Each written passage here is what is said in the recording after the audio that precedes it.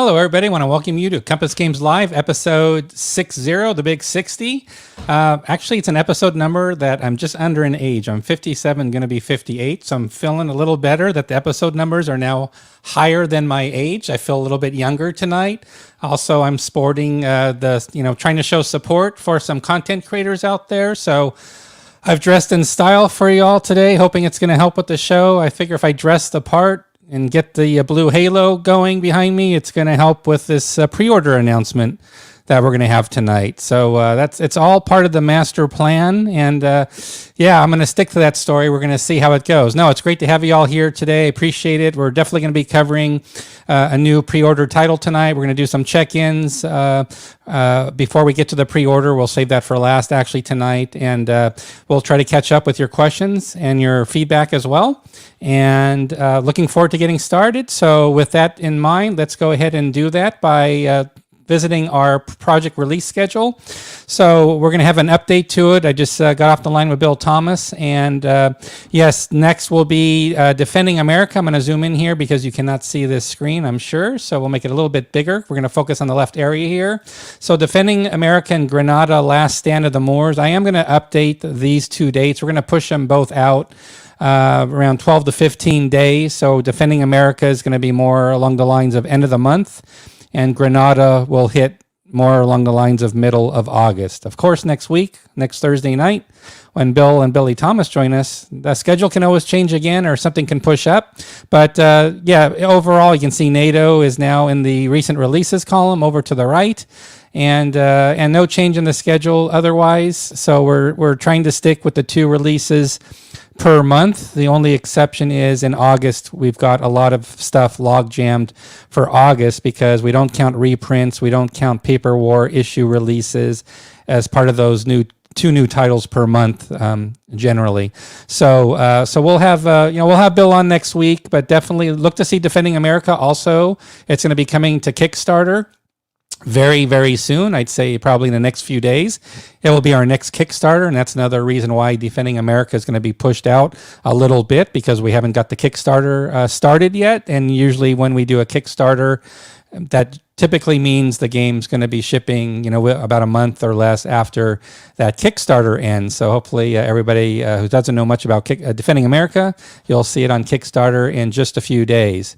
Also, we added to our pre-order list on the bottom right, there's a section for at least the four most recent pre-orders, not counting the pre-order that we're going to be doing tonight. So I'll be doing another update tomorrow. But we've got Russia Besieged Deluxe, the Finnish expansion. We covered that a few episodes ago. That is now on our pre-order list. You can get more information about it as well.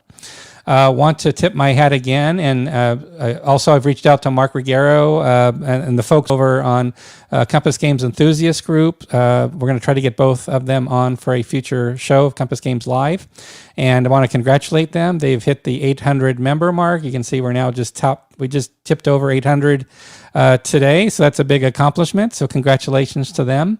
You can see a lot of activity around NATO. So NATO is our most recent release, and as you can see from this image, it's you guys have been awesome. So we've been overrun. I guess I can use the word overrun here for NATO. That's a safe term to use, but we've been literally overrun with such a great positive response. Everybody being excited enough to show off that NATO has arrived at their doorsteps. And we've had some people, I think the top left was the very first post by Fred Schwartz, who's a developer.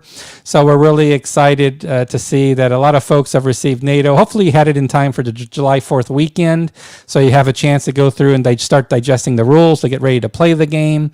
We're going to talk a little bit more about how we're going to be able to help you to play the game as well. So we've got a special session coming up that we're going to be talking about here in a moment. But it's been great to see all the attention around NATO.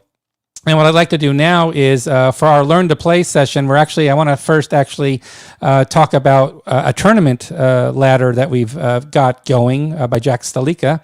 And I'm going to bring Maurice Fitzgerald from Mo's Game Table on board here. So Mo, I know I'm showing the graphic right now for the Learn to Play series. We're going to talk about that in a moment.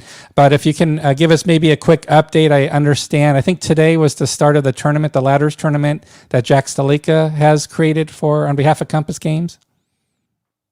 Oh, I have you on mute. Hold on 1 second. I have to unmute you. There you go. There you Try go. again. Let's try it this time. There you go.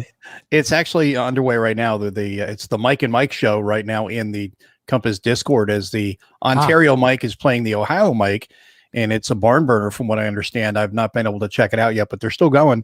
They've been going for a few hours now, so that's a really good thing to see the first game finally underway in the tournament. And to let everybody know how to get the Discord is if you go to our website. I have to make this a little bit smaller so the icons all show up here. So apologies for that. But over here on the far right, where the mouse hand is hovering right now, that last icon to the right, very top corner, that is our Discord invite. That will take you to the Compass Games Discord server. And there's a channel there, special tournament channel, as you've set up, Mo, as you mentioned, where they can find it. So that's excellent news. So glad that's underway. I know we have at least 8 players right now in the tournament. And what we'll do is I talked with Jack Stalika. We're going to get some kind of a web on our website, Compass website. I want to get like a big, broad general announcement out there where people can contact Jack directly or yourself, for more information, where they can find the session schedule. We have to find a way to manage that, probably a little bit easier for everybody, but we'll have like general information about the tournament for sure. But yeah, definitely want to focus on the Learn to Play sessions, because I believe if you could talk first about the first session we had in June, and then we'll talk about the next scheduled session, which we have here. Sure. The first one in June was with Stuart, the designer of Blue Water Navy, and it went really well. We had a couple of issues at the beginning of the show. If anybody who was there, they'll remember what happened. We had some issues, I think, with Stuart's internet, and it was just not really cutting it. But we quickly came up with a workaround, and we got everything up online. And then we also had a little bit of an issue with recording. It was a learn to play issue in a couple of ways, not just learning how to play Blue Water Navy, but also learning how to run the whole thing 100% smooth. So there was a couple of technical issues, but we were able to get through it, and then recorded everything. And then we had about 55 minutes of actually good recording that I was able to use, and I distilled it down to about 40 something. Try to cut out a lot of the dead space and things like that to make it more condensed and easier to watch, and then added some graphics so that way people could see and use it as a tutorial of sorts to understand the concepts behind the game for those who weren't able to make it. And those who did, you can actually back it up a little bit more by looking at the video and seeing the diagrams and things like that are in place in the video that weren't there necessarily during the Learn to Play.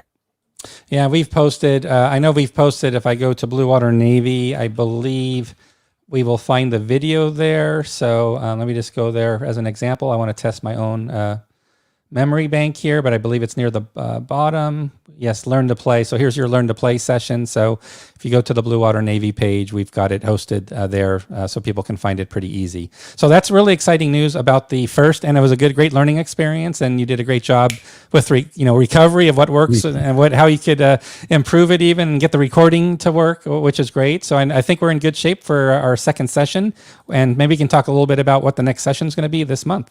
Yeah, there's this game called NATO. The Cold Never War heard of Goes it. Hot, No, I don't think anybody. No, nobody's really talked about NATO at all. So I don't know what that's about. But yeah, I'm glad we're perfect timing for a NATO Learn to Play session. Absolutely. Exactly. NATO, the Cold War Goes Hot, goes viral as we're seeing here on social media everywhere, as everyone's been posting up getting their copies. Yeah. So figured it was perfect to get one going here on the 21st of the month. It'll give everybody a couple months or a couple weeks to get their games in and stuff, and kind of punch it and maybe push some counters around, at least try to get some gameplay in and understand the concepts. So that way, when Bruce does the Learn to Play on the 21st, you'll have a little bit more familiarity, and you'll have more pointed questions to ask him directly. And let me tell you something, if you have not already talked to Bruce or watched the interviews I've done with him, he's very passionate about this game, and he really is knowledgeable about it. So it's going to be a fantastic Learn to Play. Yeah, and I think the support's been great for the game, and what Bruce has done, what content creators like yourself have done to help get the word out about NATO. It's definitely helped a ton for sure. And then also, I believe somebody from the first Learn and Play actually was following along with the game setup at their house. I think. Then they comment, "I'm actually watching it and have the map set up, and I'm following step by step." So sounds like it worked out pretty good, at least for that one person. He was really embracing the idea, and it was work. He was replaying it live. which is pretty cool. Pretty cool to hear about. And that's the point of it. I've heard the same with NATO as well, and that's the point of these videos, is to try to make it where the learning curve is a lot easier. Because if you're playing these games, I mean, we all know it. We play these games. We try to play them a lot of times. We play them wrong. We make mistakes. That's part of the learning process for wargamers. But if we can ease that curve by having some sort of tutorial or some sort of learn to play classes like this, then it makes the ease of entry. It eases the barrier to entry for everybody. And that's the point of doing this, is to make it where people are playing them more often, and hopefully getting on the Discord when there's vassal modules available and playing these games. Absolutely. Well, that sounds wonderful. I'd like to keep you on. I want to test something out. I always try to find gadgets for the show to try to help the show out. So people have probably seen me with different things here. Got the Halo. I had a TV cart earlier, and I don't use it anymore. So I heard there's some new technology where I can actually, it's sort of like a Zoom bomb call. I can basically. Oh, wow. I can target gamers across, at least it works in the US. It's a test phase. So I can tap into somebody's camera, like on a laptop, and just like tune in live. So I've got a few channel options here. I see Florida, it looks like St. Louis, California. So I'm going to see what happens if this software works. So I can just sort of snoop and see what's going on. So I thought you can give me some support here in case it doesn't work. So all right, I'm going to hit the button here. Let me see what happens here. So, okay, so I just turned somebody's laptop on. I don't know who this person is, but I might be I might be kidding. So look at this. It's like a double bomb. This is sort of like a double bomb video. I might have to. Maybe it's my subscription. I paid a lot of money. Maybe I got a double thing for it, or unless that's a mirror mode and there's one person twice. I don't know. No, this is Fred Schwartz and his older brother. Yeah, so we're gonna do a quick NATO check-in, guys. So obviously, I've got the names in the wrong order for what I see on screen. It's Fred Schwartz on the left and Bruce, you on the right. And we've been talking about NATO. A lot of people have been talking about NATO lately. So I was hoping we could just spend a little bit of time with you guys. If you could share a little background about how the project progressed for you guys. Everybody thinks, with Compass, not everybody. How do you guys get so many games out? You must get them designed in a month, get the rules laid out and they're out. That's how you're getting so many games out. So maybe you can confirm that report. That's the big rumor that, we don't develop anything and nothing like that happens. So I'll let you guys share your secret. And Mo, jump in too. The rumor is NATO was done in 30 days, according to what I've heard. Yeah, well, but that's how long the war would actually last, I believe, no matter which year you start. That was the goal. NATO was done in 30 days. Yep. And it showed, unfortunately. But no, this was closer to 3 years on this project. And one of the things that I was a nut about from my days as an SPI developer was playtesting. So I went out and assembled a team of 45 playtesters. Now, assembling 45 playtesters doesn't mean that I get 45 playtesters. So there were an awful lot of people who dropped out, but there were about 10 people who really stuck with it. And so, Fred, you want to talk about how you heard about this? Yes. A long time, about a year before that, I played NATO, and I always do these AARs on Facebook and my blog in Consum World, and I did a simple AAR of a solo game playing NATO. And then out of the blue, some guy I never heard of named Bruce Maxwell contacted me and said, "Hey, I see you like the game NATO, and would you like to be a playtest because I'm redesigning it?" And I said, okay. And I started helping him play testing and losing dramatically over and over and over again. And as Bruce found out that I actually served in the 3rd Armored Division from 1986 to 1988 and commanded a mechanized infantry company, he started picking my brain about how things were actually going to go down, or how we thought they would be in the Fulda Gap area where my GDP was. And so over a course of time, I kind of moved from playtester to help developing the game, and Bruce made me a developer, and the rest is history. One of the stories I want to share, Bruce, maybe you've shared it before, I thought it was pretty funny, was, it sort of started like it's going to be more of a reprint. We're not going to change it too much, but, a little bit for sure. Yeah, some refinements, like the map was locked, no, I'm thinking of Aaron Armour. What happened to the map there. But for NATO, I think it's the research that made you realize you need to go to 2 different years or 2 different full campaign scenarios, right? Because the original NATO, I think, was just one main period during the war. Yeah, the original NATO was published in '83, so it was set in '83, and it was developed using an order of battle that Chuck Camps provided, and it was the same order of battle that went into the camps in ISB 1985. It was the iconic book on the order of battle of the NATO and Warsaw Pact. So it was the best that we knew at the time. But when I went back to research what we now know, I discovered another 4 extra East German divisions I'd known nothing about. They were reserve divisions. And then we discovered another 5 Czech divisions. And then I discovered another 2 Polish divisions. And the list just kept going on and on. And so I got to a point where I realized, okay, if this was hard in '83 for NATO to hold, what would it be like when you added another 15 Warsaw Pact divisions? Right. And that's before you even got to the Russians. So I knew that the Reagan era rearmament program had really massively upgunned NATO. And of course, we had built new reforger sites all over Northern Europe. And so the net effect of those 2 things was if I rolled the game forward, maybe NATO would have a chance.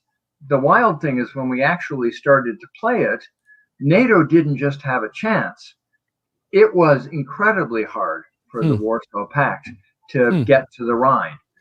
You began to understand why they never attacked. And so I thought, okay, so with the new game system and with the real correlation of forces, by '88, NATO is pretty tough. So let's go back to '83. And then my playtester said, Bruce, that's fine, but don't lose '88. That's fun.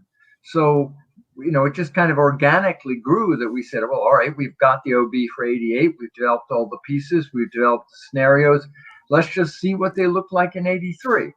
And so we modified the victory conditions, but otherwise the scenarios rolled pretty well. But the before and after picture of what the Reagan era rearmament did to NATO, it's really quite striking. Now I've seen, like Fred, you mentioned this, you do like replays, for example, on Facebook and other areas. So I've caught on a few of the groups on Facebook. See, I don't know how you're doing this exactly, because you've been posting these images the last week, but now you've got Bruce Maxwell there at your house in person. So I don't know if that means you've had to tear down what you've got here, like the most recent pictures. I don't know if that's like from playing with Bruce or something, or a separate table, like 2 copies, or how do you have it arranged right now as far as the games that you're playing? The previous picture was just the ball tap scenario because I had to jettison air and armor out of my head and put NATO back into it. So I ran through that. And so today we set up the 1983 scenario. I was NATO and Bruce the Warsaw Pact, and we battled that out. And the one picture there, you have the 2 nuclear bombs on Zwickau. Oh, right there. That's the act of a desperate man. I can see him right here. Yeah, I could probably zoom in on it. There we go. Bruce's first turn attack was just brutal. His air just hammered me, and NATO was already getting pushed back to the Weser in 2 turns. And so, but Bruce had a little weak area down in the Hof Gap, and I had the U.S. 7th Corps just sitting there all by itself. So I counterattacked into East Germany, led by a nuclear strike on Zwickau, and almost got the 2 cities that I need for a decisive victory. Decisive, nice. Then like the cockroaches running when you turn on the light, every Soviet and Polish and Czech soldier came running after me with this massive counterattack, wiped out the 7th Corps, and unfortunately it got cut off. So I wasn't successful in getting the 2nd city, and I pretty much lost the game. So I conceded, and we're now setting up to switch sides and play it again. So now I can get my butt beat as the Warsaw Pact. So there we go. Well, it's I'm so happy you 2 could get together in person and enjoy the game on the tabletop. That's what it's all about. Can you share with us a little bit about what work you've been doing with the new air and armor edition that's being, I think it's in final play testing now, some of the final scenarios. Yeah, here, Frank, you. Okay, well, Bruce decided not to fire me after NATO, and well, after this game, after this playthrough with those nukes, he might be reconsidering now. So he really wanted my help as developing, because that was down more at the level that I was more used to, and the tactical level. And we really worked hard on trying to give a good sense of the tactical application of the armed forces. And we ran into another problem of NATO being really strong after reassessing the value of the Abrams units, and they were pretty hard to defeat. So we took a hard look at it. And we really said, we're not fighting the Soviets as if the Soviets would fight. And we thought of a system where we would allow them to fight from the move, which is what they trained, where they can move a little bit further on their hasty attack. Mm-hmm. And then thus we can replicate that fight from the march, and thus you can echelon the Soviets to really come at you. So we come up with a game that's very asymmetrical, where NATO is a very flexible force, small but powerful and able to do a lot. But then you have these sledgehammers of Soviet divisions that just pound the snot out of you.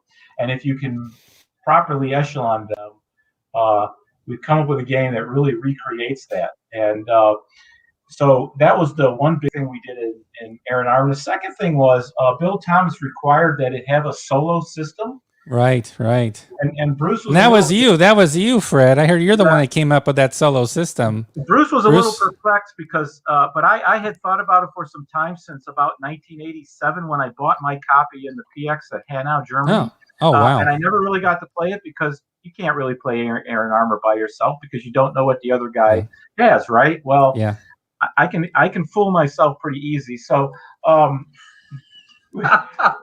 we came up with a system where you don't know the strengths of any units on the map, including what you might think is your own.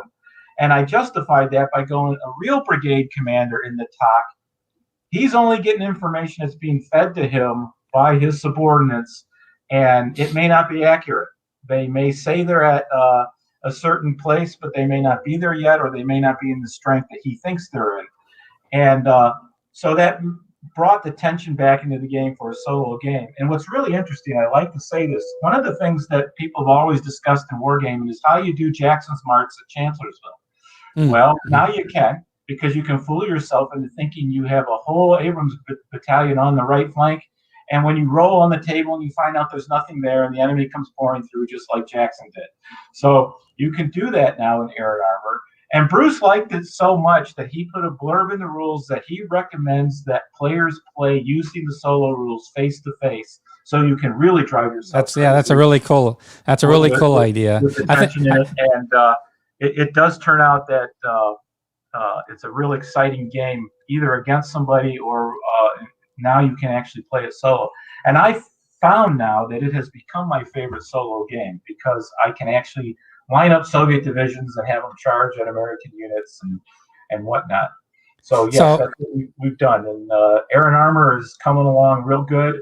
We're in the final throes of play testing, and hopefully we'll get that polished up soon. So I wonder, how do you guys focus on playing a game when I see what's behind you? I think everybody is looking at the models to the right over Bruce's shoulder, and then you've got all the games on the left. It's like, I don't know how you stay focused. The classic war gamers man cave. This utility I bought just to sort of sneak peek on somebody worked out pretty good. We got a nice little treatment of models. Are those World War II or modern era models kits? I do mostly both. Lately, I've been doing a lot of modern stuff because I'm actually building the vehicles of the units in Air and Armor. Oh my God! There you go. And, awesome.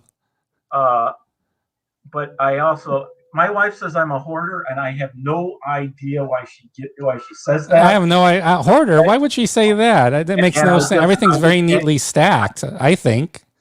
There's no food. There's no food or plates between any of these boxes, right? No newspapers from. Yeah. So you're good. You're absolutely good. So Aaron, I would think so. Yeah, so Aaron Armour, I'm going to bring Mo in here. So Mo, we haven't had a chance to do. Is it too early for Aaron Armour to do like the interview stuff, or have you done something already, or is that in the future? What's from a content creator standpoint? Where are you at with that? Well, we did the one interview Bruce and I did for the Armchair Dragoons digital convention about Aaron Armour. That's right. And you know, I'm always open to speaking to both Fred and Bruce again about Aaron Armour, which maybe we'll get them on Whiskey Charlie pretty soon and talk about it as well. And we're already talking. Bruce and I are talking about doing some videos for Aaron Armour as well, just like we did with NATO. Except now we got a little bit more time, a little more lead time than we did with NATO. But the one thing I want to ask both Fred and Bruce is. Now that you guys have your physical copies, what are your thoughts now at actually getting on the table, no longer vassal testing or anything like that, seeing the physical components, having it on the table and playing it? What's your thoughts on it? You know, I'm going to take first crack at that. Firstly, the job that Compass Games did on the physical components is outstanding. I mean, I hadn't bought a Compass Games game before. I've been head down working on this since I got back into war games. So seeing that map come out, oh my God, that is just gorgeous.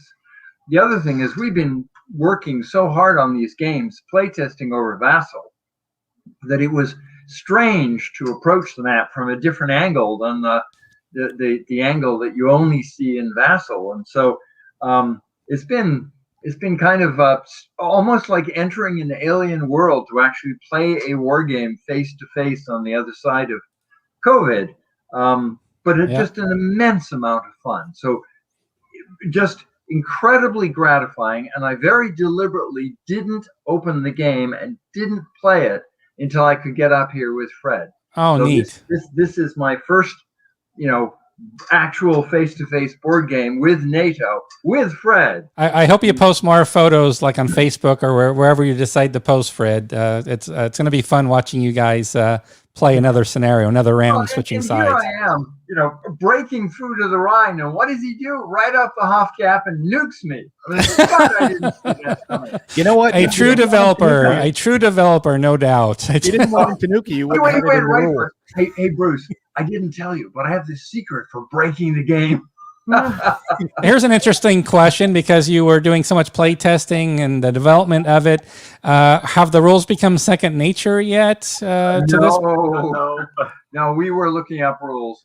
Yeah. All right. Good question by Fango over on YouTube there. Awesome. And then Jack wanted to give you the thumbs up for your passion, really both your passion to do things. And that's what I wanted to ask a question as well. As we talked a little bit about Aaron Armour, and we're gonna cover that in the future some more as we get closer. But I think a lot of exciting things have happened with what the future holds for Aaron Armour with other titles.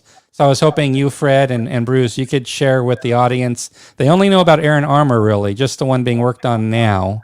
But maybe you can share what's in the plans for the future for Aaron Armour system. What I think is an excellent system, and that's what I said. You know, Bruce, this needs to be a system. We're going to make people painfully learn these rules, and then they're going to go out and they're going to play solo, and they're going to play all 12 scenarios, and they're going to go, I want more. And Bruce has always had in the back of his mind to do British Army of the Rhine, so he's going to take that on as Aaron Armour, British Army of the Rhine. And then I went, you know, the 3rd Infantry Division's a good division. They're good folks, and I like, you know, they're people too. But the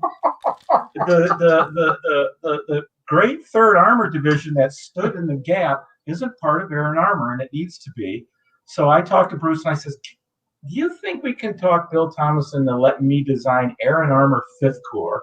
To which I say, Fred, the world does not need another folding gap game. To which he says, yes, we do. And Bill would say the same. Bill would say the same. So we got to go ahead to do that, and so we're going to focus on where both the 3rd Armored Division and the 8th Infantry Division sector of 5th Corps, and that'll be a design I'm going to do. So I'll get to push out finally after 50 some years of wargaming, I'll get to design a game, and we're going to move on and do those two. And at least, hopefully, there'll be many more coming, because I do think Aaron Armour has the great capability of being a system game. where you can go from module to module. And even if we do it right, you might be able to link up maps and do more scenarios, so you can get more bang for your buck out of all these things. That's really exciting. I'm so glad with all the work that went into this series, and really it was interesting, the twists and turns with Aaron Armour, where we found out the map. Maybe was it your Polaroid shots? Somebody actually provided the Polaroid shots of the actual hexes, what it looked like. I don't know who that was, but that was amazing. What that whole game design has gone through. I'm glad we're going to be extending it to other games. Fango had a question, I think, for Bruce. There was mention of World War II, Aaron Armour, and I believe maybe also Arab Israeli or Golan. You could talk about that a little bit. I have always wanted to do the Yom Kippur War for Aaron Armour. However, be careful what you ask for. It would be a 2-mapper for the Golan, but it would be closer to a 5 or a 6 mapper for the Suez. So it would be an amazing collector's item, but I don't think you'd ever actually play it. World War II, however, absolutely. I'm going to take Aaron Armour into World War II. It is perfect for mobile armored warfare. Great. That's awesome. And then Rally on YouTube has a question for either of you. Would the system work in places like Sino-Soviets in the 70s? Absolutely. Absolutely. I mean, if you have Aaron Armour, it works. You might be a little challenged in 1917, but from about Kolkin Gol on, this works. That's great. That's exciting. Well, we're really excited about. Well, first, we're really excited about NATO. We don't want to just skip past NATO in a heartbeat. There's a lot to enjoy and learn about the system and your research, and the notes are great in there. A lot of people are commenting about all the quality of the content, and it's great to see Fred being such a critical part. And I know there are other team members who played a critical role as well. I don't want anybody to think who was on the project team. I know there were a lot of valuable contributors. It's hard to thank everybody that's involved. It was definitely a team effort, I guess you could say. Team effort. But I do want to say one thing about NATO. Yes, it has beautiful components, and yes, it was well researched. This game is a hell of a lot of fun. It is just the opportunity for outfoxing your opponent, the opportunity for surprise, the opportunity. This is not the Warsaw Pact attacks and NATO defends. This is both sides are attacking furiously. It feels like air-land battle in the sense that the best defense is a good offense. And so the game is just a heck of a lot of fun. It is a 14-turn game, so each turn is a day. The game very seldom goes more than a week. Now that's really interesting. One of the playtesters said to me, NATO is like a knife edge, very finely balanced, but one side or the other is going to fall off that knife edge pretty quickly. So it's a little bit like a samurai duel in a closet, but it's a heck of a slugfest. Well, one thing I'd like to put out about NATO that needs to be said. There's talk about the length of the rule book, and sure, yeah. This is my advice. Do not let that rule book scare you off. Bruce did an innovation in this game. It's probably the greatest innovation to come along in wargaming in a long time. And he starts out each rule section with a veteran summary, and he explains what that rule section does. And it banks on your knowledge as a wargamer, because a lot of this stuff has been done before. You used it before. You'll get it. You don't need to read this rule section in detail.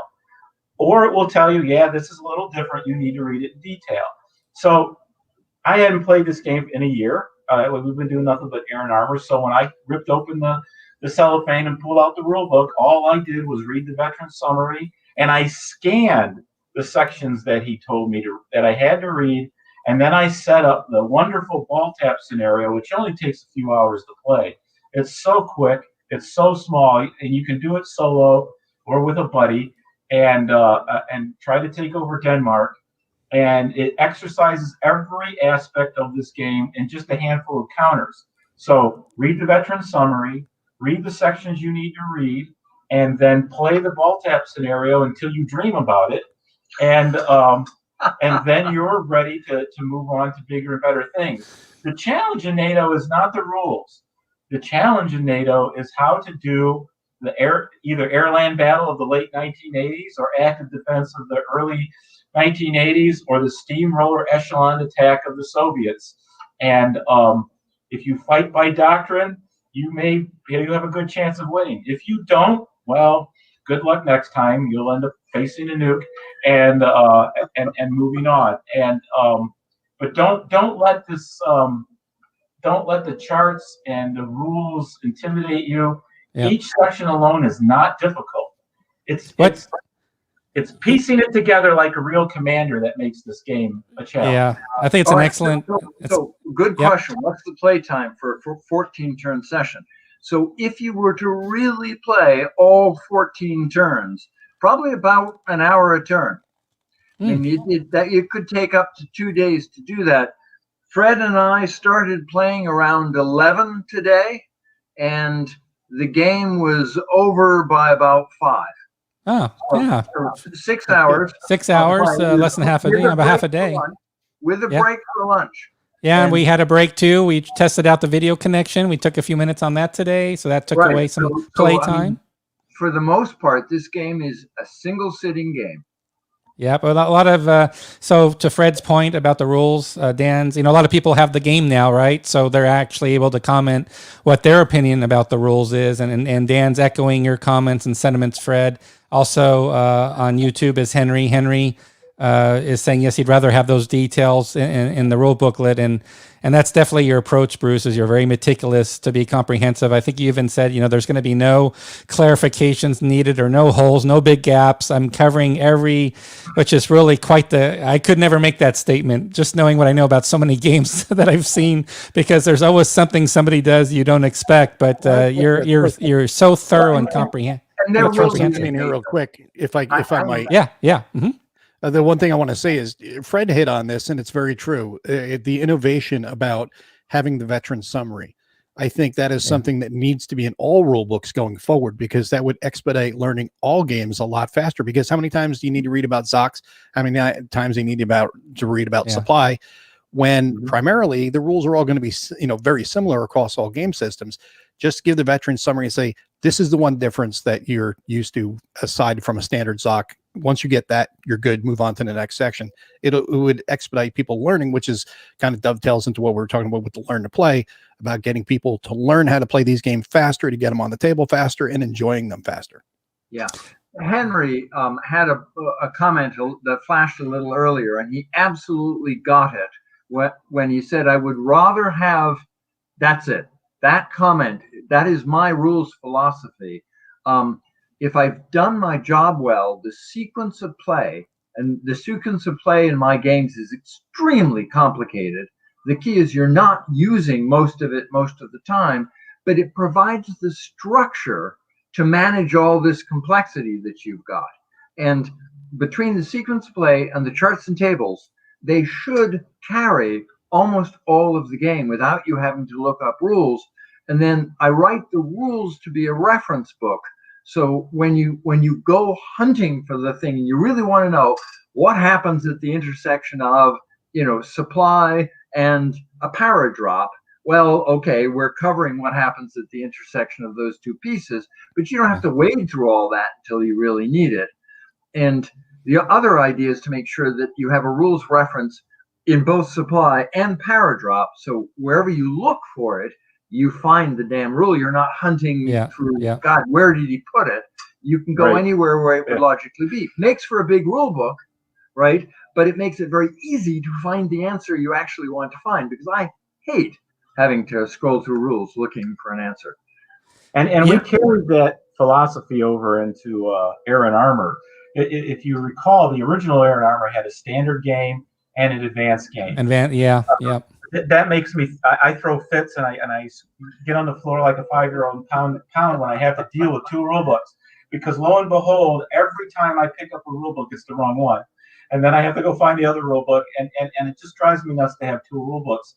Plus, in Air and Armor, the standard game actually would teach you bad tactics, because you don't have all the You don't have all the stuff that can hammer you for going out in the open and things like that. Right. So you start playing with bad habits, and then you sit down with a veteran player who played all of the rules, and you play his first game, you think you know everything, and then he's smoking you because you didn't learn some things. So we decided in Air and Armor that you're going to learn the whole game at once, but again, you're going to have a introductory type scenario that exercises everything, but with a small amount of counters. So when you're playing the game, it's like Baltic Gap. It's like Baltic Gap scenario, right? Yeah. In the NATO, right? And the idea is that what I want is a rule book that helps me play the game as a rules reference, more so than a teaching, because I've always found that teaching rule books, after a while, after you've played the game, they really become difficult to use because they're usually scattered or in two pieces. Like you got, that part of the artillery rule is in the standard rule book, but the other part of the artillery rule is in the advanced book because it's not an advanced area. Yeah, we that's just tough. threw that out and decided you're going to learn the game at once. And yeah, it might be a tad more painful up front, but it's worth the investment. No pain, no gain, right? So yeah, exactly. And just and the promise of multiple titles coming as well, like you mentioned. And then Rally's asking over on YouTube channel, what's the estimated play time, would you say, for the typical Air and Armor scenario? Okay. Well, now, so we're very carefully staged simple scenarios, medium-sized scenarios, and very, very large scenarios. So for a little one, I'm thinking like Out of the Fog or Race to the Bridges, 3 hours. 2 hours for Race to the Bridges, 3 hours for Out of the Fog. So very quick. All the way up to Hammer and Anvil, where you have the entire 8th Guards Army versus 7th Corps. Let's see. We're doing a turn a day, and we've been playtesting on Vassal, but it's about 3 hours a turn when you've got 5 divisions on one side and 2 NATO divisions on the other. That one you could probably play for a man week.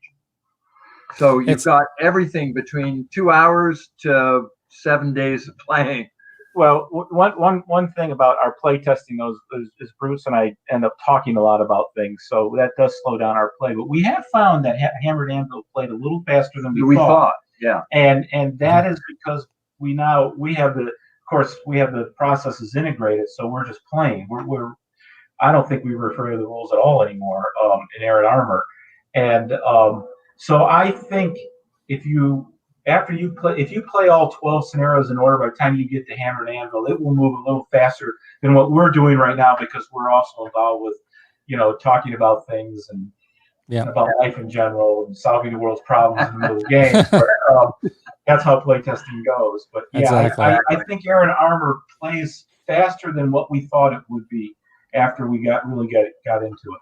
Jack, I want to just give kudos to Jack Stalika again for helping organize the tournament that we've talked about earlier on during tonight's broadcast. He's doing a great job with the tournament. Had a session today, around today, that occurred, and he made the comment here also. He photocopies rule booklets, but he's going to have a pretty big binder because of the big rule sets. But that's true. I mean, there's no getting around that. I mean, it's not like studying for the bar exam, but but it is a certain approach you've taken, and people have commented the veteran summary is it's very interesting. You mentioned the veteran summary and how that's a unique idea, because we had the same experience about a month ago when we had Stuka Joe Jose Ruiz on talking about his sequence of play cards that he's created for some games, and some people have been asking about put sequence of play cards in games. Can we do that? And that's something I'm looking at as a side project right now. We're looking at various options, so we're definitely paying attention. Like the veteran summary is a great idea. Love what Stuka Joe's done, looking at ways to do that, maybe more digitally, so we can have an easier way to push out for games already published versus how do you get cards to people for games already published? Not so easy. What if you get errata? Not so easy with errata on cards. So we're looking at a digital, maybe a digital app solution for that, since it matches the footprint of a card basically. But no, it's really interesting what you guys have done with the rules. And I think the good news is, so anybody that's bought NATO, I would assume, like a few have commented here, they've also pre-ordered Air and Armor based on your brief discussions tonight. So I think it's sort of like, okay, it's a Bruce Maxwell design. We know what he's done to NATO now. Fred Schwartz is involved in the project team. a lot of the same cast of members involved now, obviously, in Air and Armor, and with you, Fred, doing further Air and Armor titles. So I think people that have NATO should have a pretty good comfort level of what to expect in Air and Armor as far as an overall package, rules presentation, attention to detail, so on and so forth. One reason why Bruce decided to drill into my pea brain head is, you know, I did this for a living for a while, and I taught Command and General Staff College, where we taught these processes to majors to become staff officers. And the big challenge in modern warfare is piecing what we call the battlefield operating systems together. That's your engineering, your direct fires, your indirect fires, your air, your intelligence, all these different aspects of warfare. And the one thing I think that Bruce really capitalized on in both systems and that we polished is both in NATO, and I discovered this today, I get the same feeling in NATO and even at the tactical level in Air and Armor, is I'm doing that mental mishmash of trying to put all these battlefield operating systems together that I was trained to do. I'm doing it in a war game now, and it isn't easy. And it wasn't easy in real life. Why it took a staff of officers to do it, and here you're trying to do it as one person, and it really makes the game exciting because I'm still discovering how to play these games right. Like in Air and Armor, I said to Bruce the other day that the hardest thing for me in Air to Armor is to move my artillery into position where it can fire and not get clobbered by the MLRS that's going to hit it in counter battery, and that is a very realistic staff problem and commander's decision that he has to make, and you have to do that in these games. And across the board in both NATO, at the SACIR level and the Corps commanders level, you're doing those things. So you're doing what real commanders did, and that's what I think Bruce captured in his rule set. And we didn't want to skimp on any system because they're all important. Especially that's how NATO, the NATO units, the NATO armies were going to fight. I always say, if you want to win in Air and Armor as a NATO player, you better know how to use all the tools in your tool bag, or you're going to see the ass end of a T-80 going down the road, and that's it, you know. I'm not bragging, but I'm bragging. I think we accomplished that in both NATO and in Air and Armor. That realistic aspect of the battlefield operating systems, with the U.S. Army was codifying in the 1980s.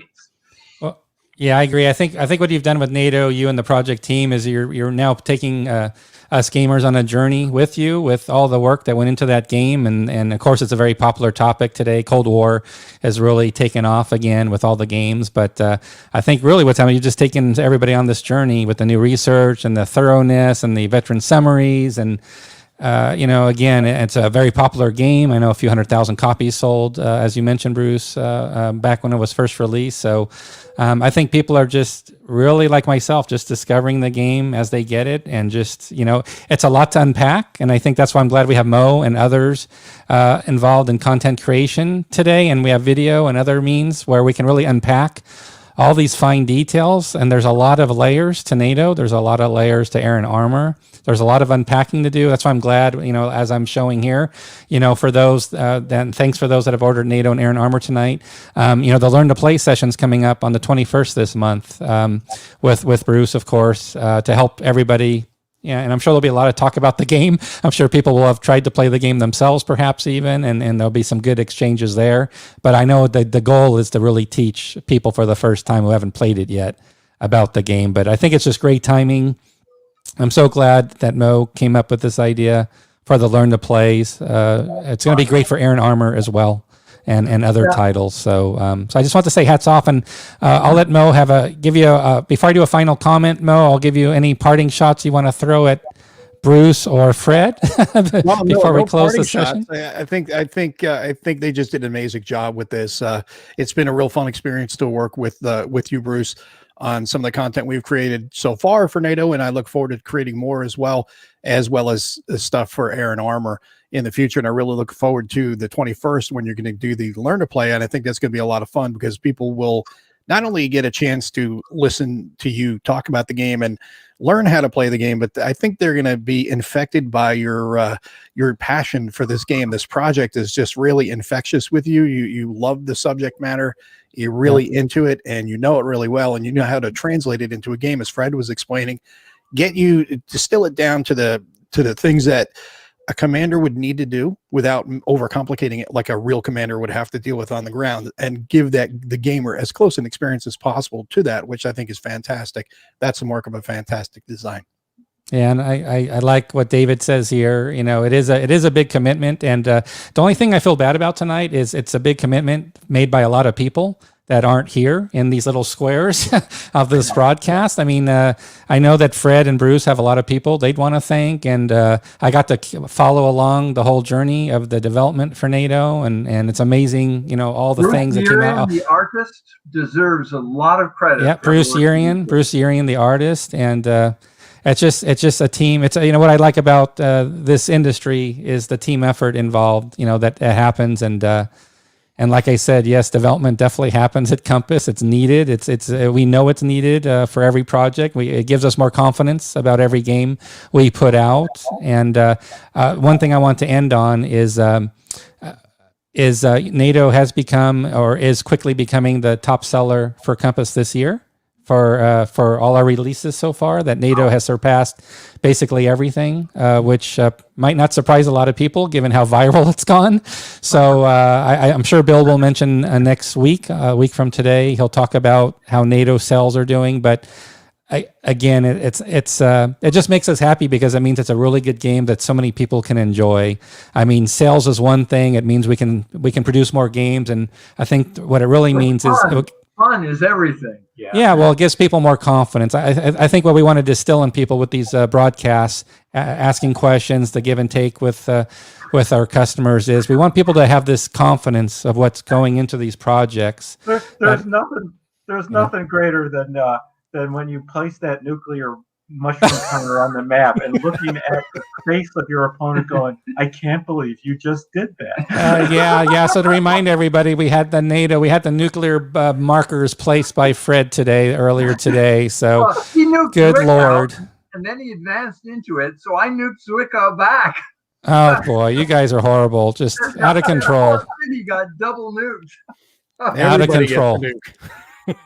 Well, our little 10 to 15 minute segment went a little long, but I think that's okay because there was as I said, there's a lot of layers to uncover, and we didn't really do it in depth. But that's for Mo and maybe Ardwolf's Lair, the shirt I got here. But it's for the others to help us to educate everybody about your games. But I want to say thanks so much, Fred and Bruce, and thanks to you, Mo, for not just doing what you've done for this game, but for the Learn to Play sessions and just in general for the hobby, what you're doing for multiple publishers, just to help evangelize the hobby further. You know, it's a great time to be in the hobby right now. So it is.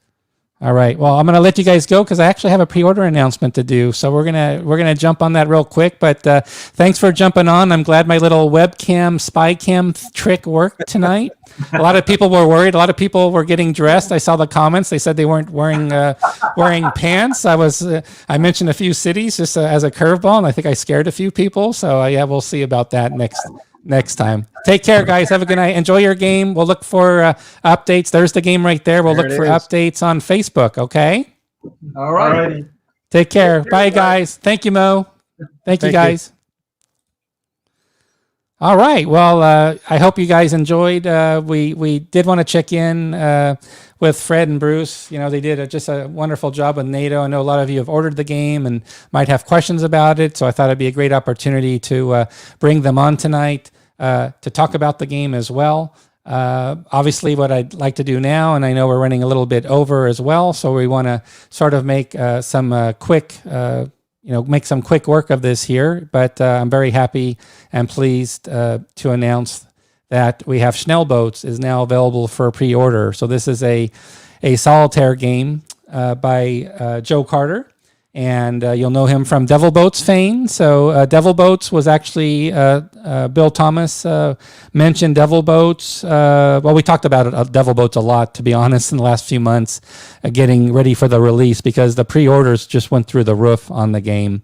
And the orders have really continued unabated. So we literally put top priority on wanting to get Schnell Boats ready. So what's unique about this pre-order, which you can visit now on our website. So I'll just sort of close this down. There's the pay later page for it. Literally all the components for this game are now done. That's a little more atypical for Compass. Usually we do need to get pre-orders out sooner than that. Especially for the catalog, for our once a year winter catalog and special sale we do, we have to get a lot of pre-orders in that we know we're going to have the following year. So the timing for Schnell Boats couldn't be better. So we were literally able to, and Bruce Yerian, who was mentioned for NATO, Bruce Yerian was the artist for this game as well. We've got the back of the box here for you so you can study it and take a close look to learn more about the game. So we've got a lot of information for you about Schnell Boats. I've also added to the website, yes, there's a strategic map. The strategic map, by the way, will be mounted in this version. We'll have a full mounted. It's not an oversized, it's not 22 by 34 full-size map. It is smaller than that. But what's nice here is it will get a mounted treatment for the board, for this display board, for the strategic map. So I just wanted to share this with you. Again, you'll find this on the website. Then we've got two different displays, because we've got two different Schnell boat types that are available. We've got the type S100.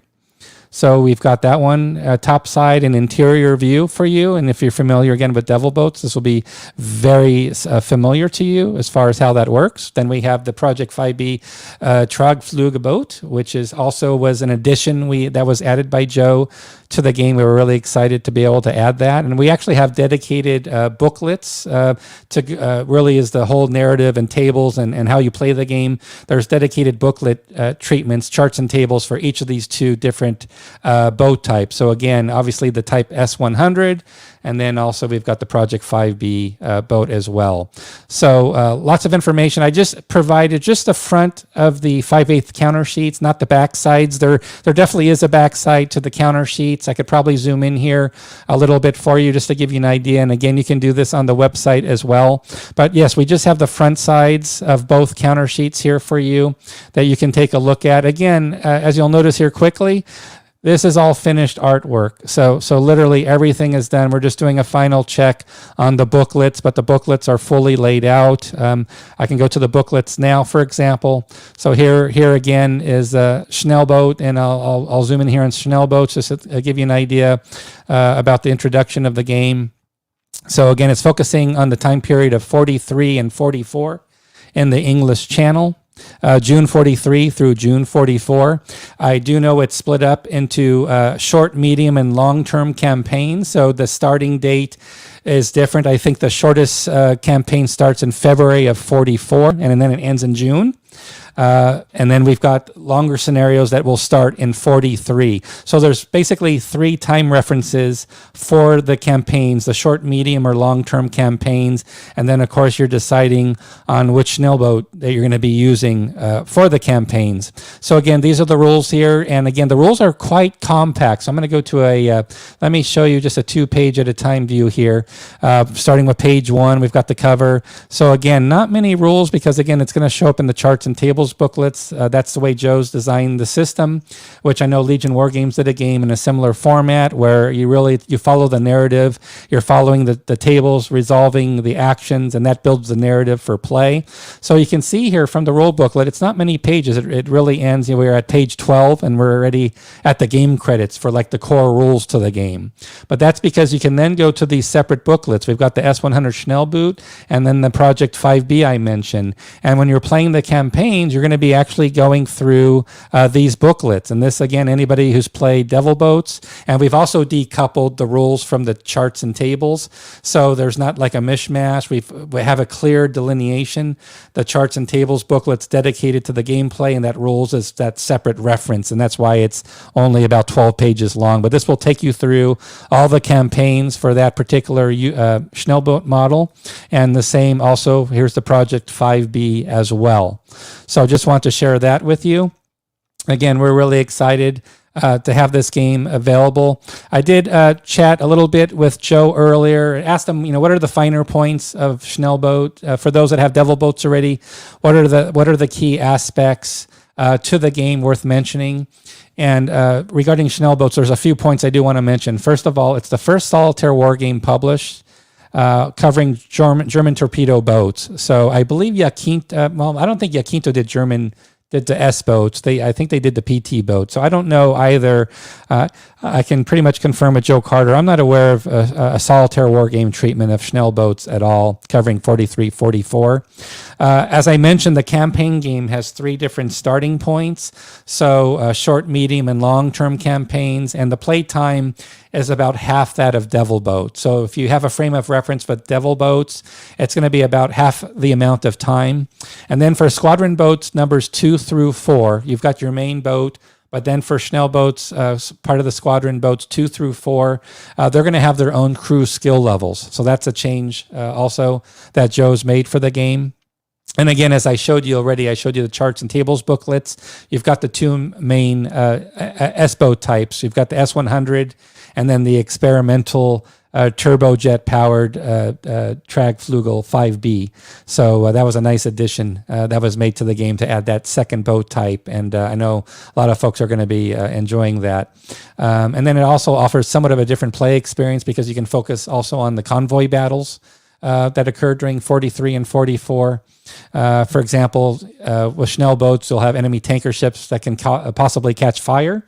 So there's going to be a different type of narrative taking place with the game for sure as you play it. So those are just some of the finer points. We'll definitely have Joe on. What we like to do with designers is we like to have the designers on when we're getting closer to the publication date of the games, and we're definitely going to plan to do that. But again, just a reminder again, the game is now available for pre-order. If you just visit the website, you can pay later, or you can also pay now for Schnell Boats. The pricing's there as well, so you can see the pricing. And this literally, this game could be out quite quickly. Again, we've got our schedule through September, but given that all the components are basically done, this theoretically could be out before end of this year. So that's going to be something Bill will definitely give us an update on the release schedule. But the main good news here is that the game is ready and available as far as all the components that will be going to the printers. You can read more about the game here.